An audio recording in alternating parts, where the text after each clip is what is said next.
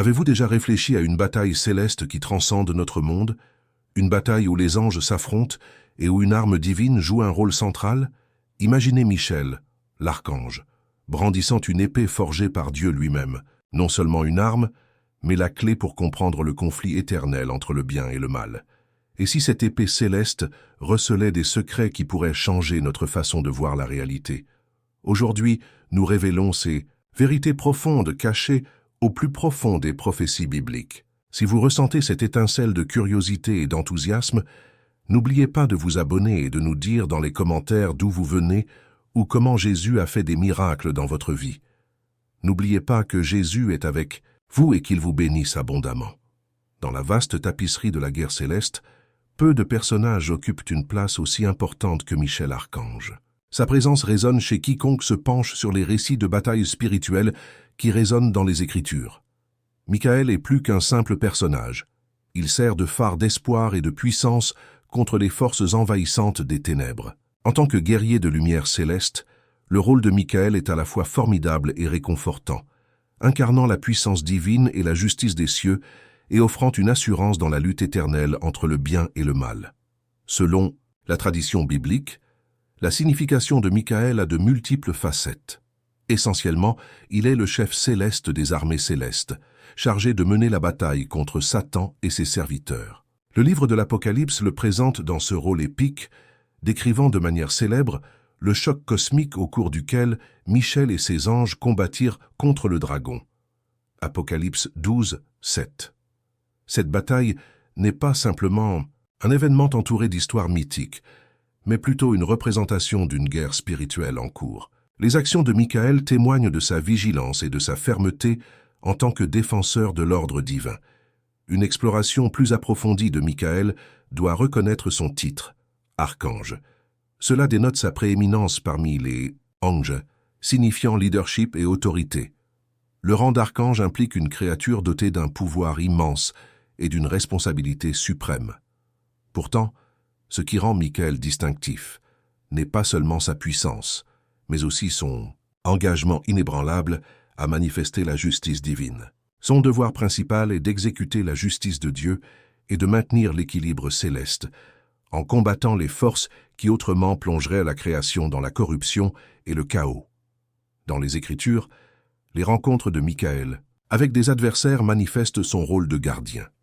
Un exemple éclairant vient du livre de Daniel, où Michel est décrit comme un protecteur d'Israël.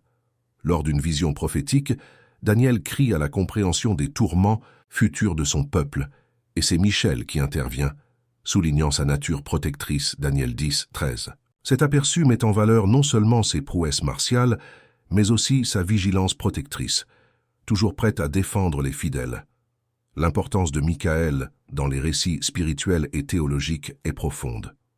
En tant qu'exécuteur de la justice divine, son existence garantit que les ténèbres ne régneront jamais librement, assurant la tutelle de ceux qui recherchent la lumière. De plus, dans les traditions catholiques et chrétiennes, Michel est souvent invoqué pour sa protection et ses conseils, incarnés par des prières qui sollicitent son intervention contre les forces de la méchanceté et de l'incompréhension. Cependant, la figure de Michel transcende les récits traditionnels, mêlant l'héroïsme à des symbolismes spirituels qui résonnent profondément chez les fidèles. D'un point de vue mystique, Michael représente la lumière inébranlable de la vérité, coupant à travers les ombres et les illusions tissées par l'adversaire. Dans le combat spirituel, comprendre le symbolisme de Michel comme le guerrier de la lumière encourage les croyants à rester fermes et inflexibles, à résister fermement à la tromperie et à adopter l'armure complète de Dieu, référencée dans Éphésiens 6, 11, 17. Ce concept d'armement spirituel s'aligne parfaitement avec le rôle de Michael. Son épée légendaire, symbole de justice et de pureté divine, reflète un thème plus large qui sera exploré dans le segment narratif suivant. Cette épée céleste représente plus qu'une simple arme. Cela signifie un engagement envers la vérité, éliminant le mensonge et protégeant ceux qui sont sous l'aile céleste de Michael. Dans les cercles spirituels, invoquer Michael ne consiste pas seulement à faire appel à un guerrier céleste pour se défendre des maux extérieurs, mais aussi à un acte interne d'autonomisation, une invocation au courage et à la fermeté. face aux adversités de la vie.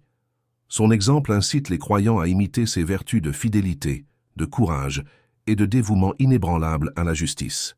Comprendre Michael comme un guerrier de lumière encourage une affirmation plus profonde de la foi, soulignant la nécessité d'une vigilance spirituelle et éthique. Dans les luttes spirituelles quotidiennes, le souvenir du combat incessant de Michael contre les forces malveillantes incite les croyants à protéger leur cœur et leur esprit contre la tromperie et la tentation, favorisant ainsi la résilience intérieure. Essentiellement, Michel Archange ne sert pas simplement de personnage de légende lointaine, mais aussi d'inspiration puissante et toujours pertinente. Son personnage souligne la vérité selon laquelle, dans le cosmos spirituel, la lumière triomphe des ténèbres et que la justice divine, bien que parfois imperceptiblement lente, est implacable et invincible. Il rappelle à tous les croyants qu'ils ne sont pas seuls dans leur lutte. Les royaumes célestes se tiennent à leur côté, leur ordonnant de s'élever avec courage et conviction vers la lumière éternelle. L'idée des armes célestes et de leur rôle dans le combat spirituel présente l'un des thèmes les plus intrigants du récit biblique. Particulièrement captivante est la notion d'épée céleste, souvent associée à l'archange Michel, c'est-à-dire, dans certaines croyances, forgée par le feu divin. La discussion autour de l'épée de Michael oscille entre son existence littérale potentielle et sa nature symbolique.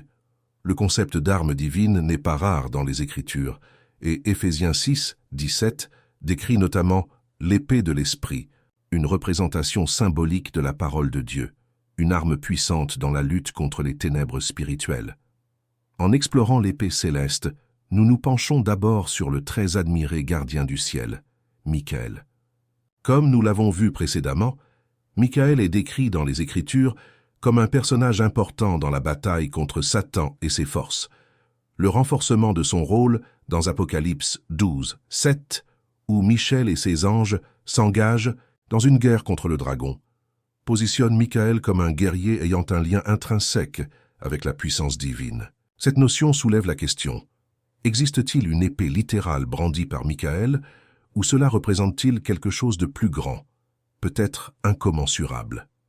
L'imagerie d'une lame divine, taillée dans le feu céleste, est évocatrice et demande réflexion. L'épée céleste peut être décrite comme une arme divine littérale, rayonnante d'une juste fureur, représentant la puissance illimitée de Dieu. Cependant, pour vraiment saisir l'immensité de ce concept, nous devons plonger plus loin dans la tradition biblique, dès le récit d'Éden dans Genèse 3, 24. Ici, Adam et Ève sont exilés du paradis et un ange équipé d'une épée flamboyante monte la garde devant l'arbre de vie. L'épée flamboyante, tout comme celle de Michael, semble exploiter un pouvoir au-delà de la compréhension humaine. Ces références aux armes célestes s'étendent tout au long de l'histoire biblique. Dans ces représentations légendaires, les épées traduites par flamboyantes ne sont pas de simples instruments de guerre, mais des manifestations de protection et de justice divine, servant des objectifs allant au-delà de frapper avec force. Ils symbolisent la nature gardée de la sagesse et de la pureté divine, accessibles uniquement par la justice et la foi. L'épée constitue sans aucun doute une barrière contre la méchanceté et un canal pour l'autorité divine ostensiblement renforcée par les armées angéliques. En considérant le rôle de Michael dans Apocalypse 19, 11, 16, où le Christ et les armées célestes sont représentés dans une magnifique victoire sur le mal, Michael n'est pas spécifiquement mentionné, mais sa présence présumée est profonde. Il est concevable que l'épée céleste soit métaphorique et se confonde avec le récit de la parole de Dieu, le pouvoir sous-jacent qui confère la victoire sur Satan. La puissante épée incarne ainsi la vérité divine, une arme fondamentale utilisée dans la bataille ultime du combat spirituel. Les armes divines que nous voyons, à la fois littérales et symboliques, sont profondément ancrées dans le symbolisme spirituel. Cela signifie non seulement la défense, mais aussi le triomphe global de la lumière sur les ténèbres.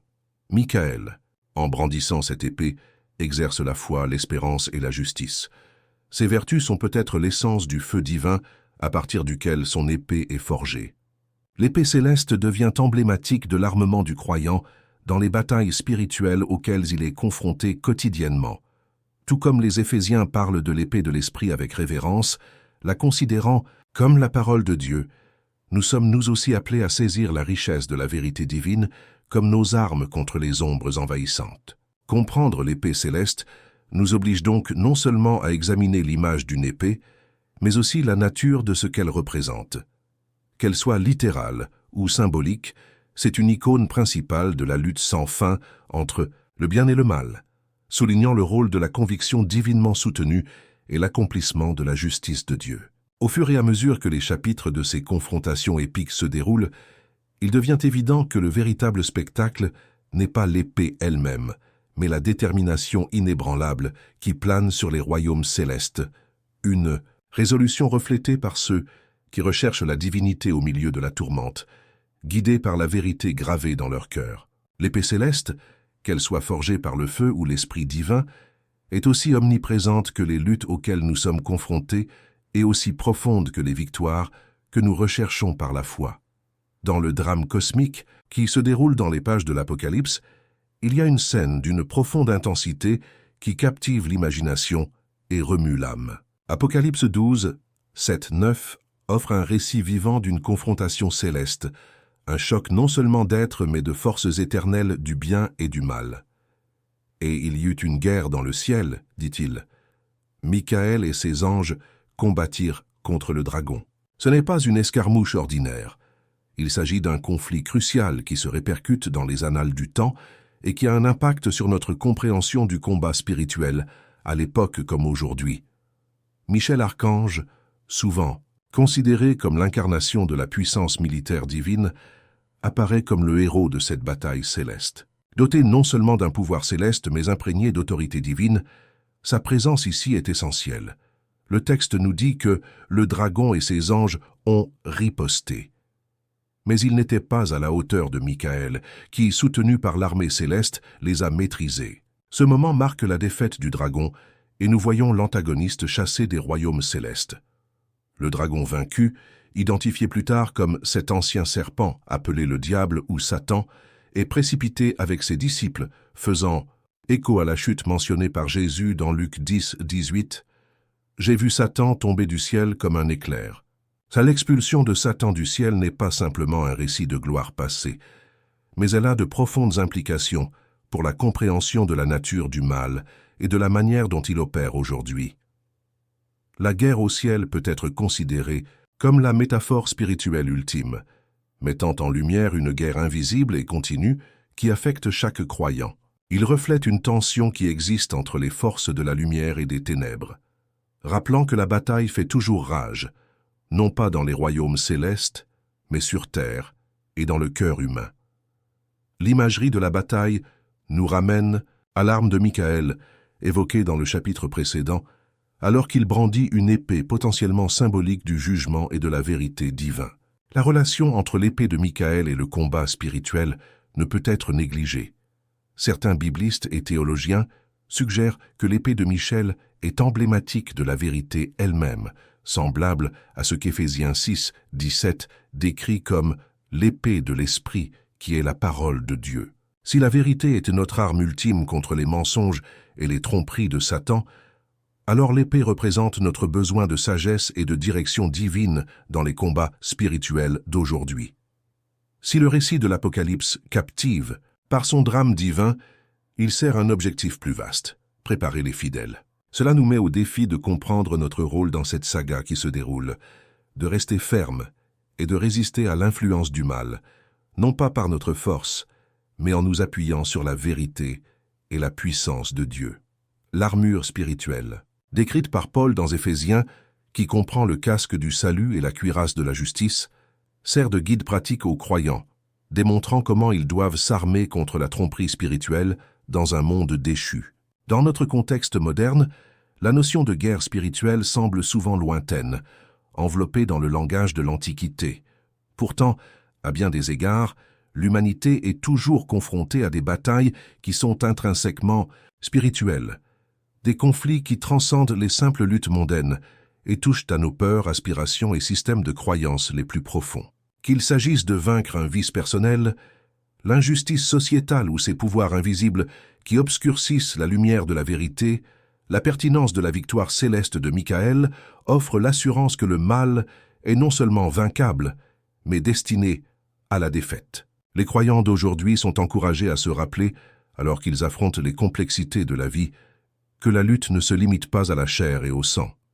Notre conflit, profond et intangible, est enraciné dans des domaines invisibles, mais ses effets se font profondément sentir. En restant ferme dans la foi, armés de la vérité divine et s'appuyant sur la force de Dieu, les individus d'aujourd'hui participent à ce récit cosmique, renforçant ainsi leur rôle dans le triomphe du bien sur le mal.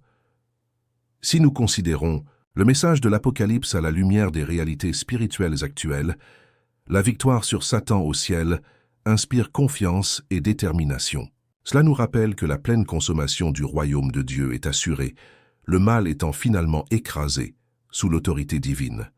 Pourtant, le voyage exige de la vigilance, de la sagesse et un engagement inébranlable à vivre à la lumière de la vérité de Dieu.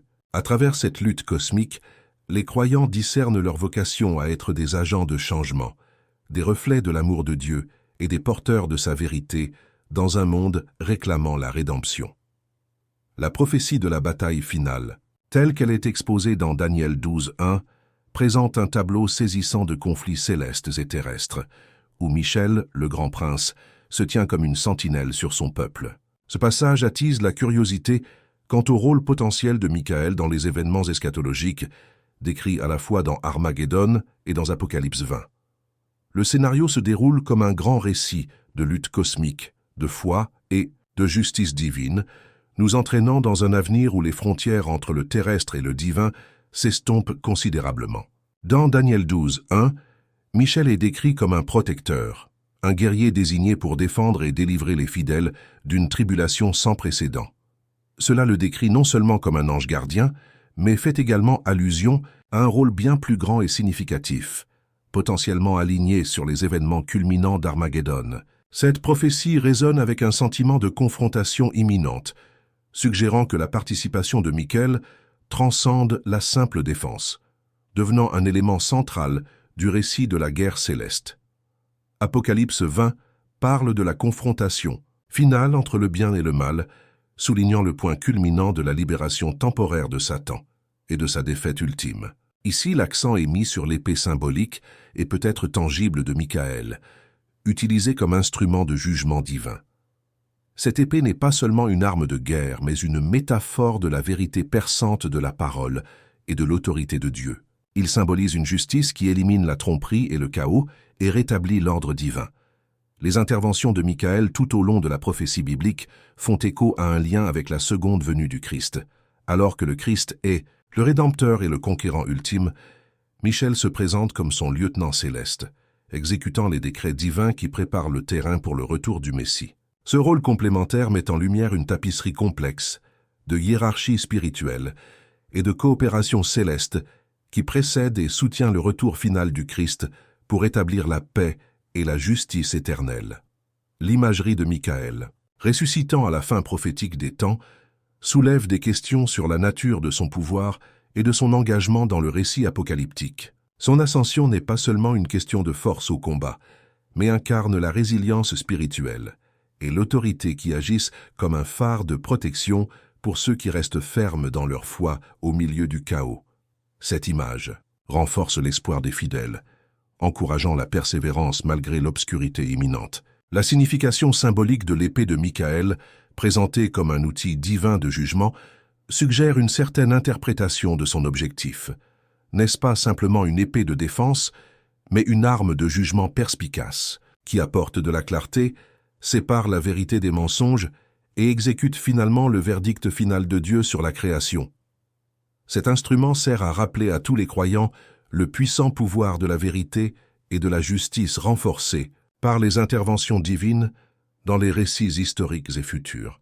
De plus, l'anticipation du rôle de Michaël évoque le thème plus large du combat spirituel dans notre réalité actuelle. Les batailles et les conflits auxquels les individus sont confrontés en interne et en externe reflètent les grandes luttes célestes. La présence même de Michel en tant que protecteur s'étend au-delà des limites de la prophétie scripturaire dans le cœur des croyants, symbolisant la lutte continue au sein de la vie spirituelle d'aujourd'hui, où l'intervention divine aide ceux qui recherchent la vérité et la justice dans leur combat personnel. La prophétie de la bataille finale, centrée sur Michel, devient ainsi le reflet de la dynamique spirituelle en cours dans notre monde et une assurance de l'implication divine dans le rétablissement de la justice. C'est un appel à se préparer, à embrasser la foi et à reconnaître les alliés spirituels à nos côtés, comme Michael, menant des batailles invisibles qui finiront par aboutir au moment prophétisé de vérité et de résolution. En envisageant la possible résurgence de Michael, l'interaction entre le timing divin et la préparation humaine fait surface. Son rôle ponctue une chronologie divine où la préparation spirituelle devient primordiale pour les croyants. L'anticipation des interventions surnaturelles commande aux fidèles de rester vigilants, en adoptant les disciplines spirituelles de prière, de réflexion et d'adhésion aux enseignements de Dieu, comme des voies pavées par la lumière victorieuse d'agents célestes comme Michel, qui guident l'humanité à travers les ombres prophétisées vers le jour éternel.